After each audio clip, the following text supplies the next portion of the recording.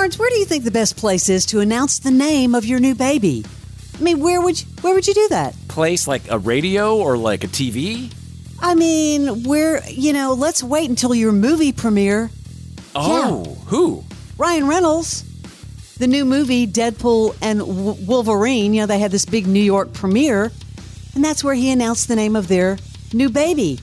Yes, he singled out his 4 children, of course his wife, Blake Lively. I just want to thank my kids, James, Inez, Betty, Olin, who are here. Yeah, Olin. And everyone was like, that's where he revealed the name of the baby they had in February. Now, Barnes, ask me the gender of the baby. Leslie, what's the gender of the baby? I don't know. They haven't revealed that yet. Oh. They're going to wait till the next movie premiere. This baby was conceived or they had the baby in February? I think so. And they're just now, they're very private. I love them as a couple. But yeah, very sad. We've been talking about the death of Shannon Doherty and how many people are coming out that she worked with over the years. And I'll tell you this, Jenny Garth, in the entire episode of her I Choose Me podcast, talked with her therapist about the loss of Shannon Doherty. Even though our relationship was complicated at times or was convoluted at times by outside forces that just sort of crept in for us both, we still loved each other. And it was after our last time together at maybe 90's Gone. Anyway, she had to get right back to LA and she was taking her friend's private plane.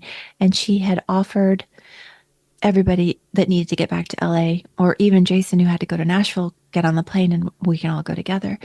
And no one asked me. And I was feeling a little like, ouch, just from being not asked, or, I don't know why.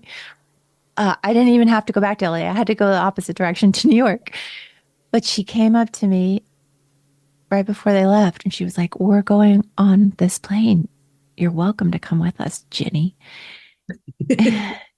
And I can see her saying it.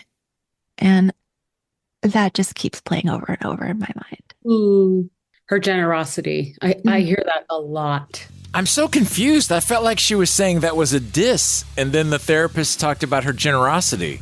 Yeah, I think she sounded super emotional. Yeah, I can't tell if that was a good or a bad. Well, Jenny Garth on the Morning X this Friday, a little after 8. Well, I'm not going to ask her, because I think she is definitely torn up over it. Yes. I mean, she might bring it up. Doubt. We did reveal that LeBron James is going to carry the U.S. flag at the opening ceremonies of the Olympics in Paris. Yeah, I was wondering how they're going to do all this in Paris, but did you see this new Olympic village that looks like a neighborhood? It's sort of an effort to be green. Well, they did that here, remember? I mean, they did it right there on the edge of Georgia Tech. Yes, a sustainable effort. 2,500 new homes, a student residence, a hotel, office spaces. Yes, demonstrating a commitment to long-term urban development. Barnes, will you be watching the opening ceremonies? It's just not my thing. I will be. I have to say this, Eminem just broke a record, once again showing his dominance in the rap industry with the latest album, The Death of Slim Shady. The highest-selling rap album of this year, debuted at number 1.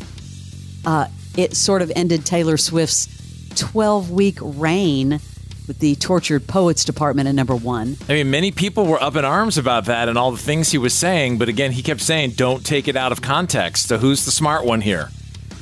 He now ties with Bruce Springsteen, Barbra Streisand, and Kanye West for the 5th most number 1 albums on the chart, this being his 11th at number 1. Didn't know that. I didn't know it was that many either. Yeah. Good for him. 11. I do have the honorees for the Kennedy Center Honors, the 47th installment.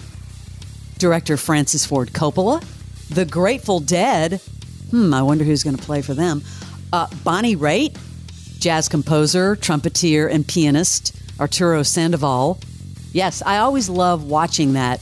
It'll be December 8th on CBS, the Kennedy Center Honors. Have you been following this crazy and sad story About Priscilla Presley? About the fake memorabilia? No, well, first of all, accusing her former business associates of financial elder abuse. Oh, no. Yeah, she is claiming the managers of Priscilla Presley Partners worked with others to misappropriate more than $1 million of her funds. They took control over her finances, quote, forcing her into a form of indentured servitude. How did they do that? And now, of course, this other controversy about GWS auctions. Same people selling items that might not be authentic.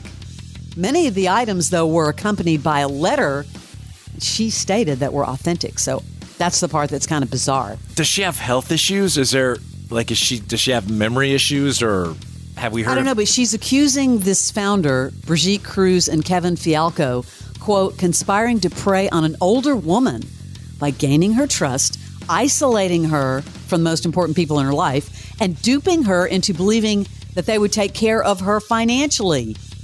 And they drained her of all the money. What a tortured life for that entire family, if you look back. And it continues. Sad. That is your Celebrity Sleaze.